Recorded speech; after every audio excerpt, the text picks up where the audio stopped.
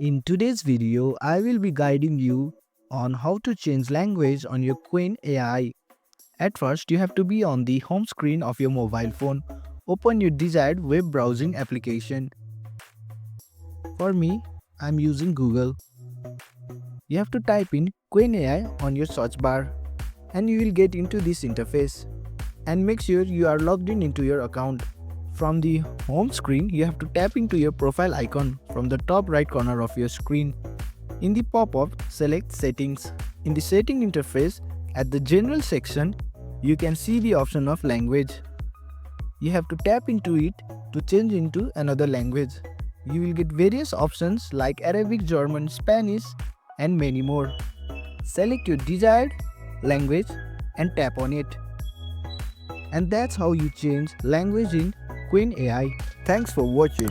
If you found this helpful, give it a thumbs up and consider subscribing for more tutorials.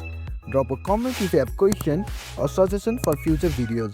And don't forget to check out our playlist. See you in the next one.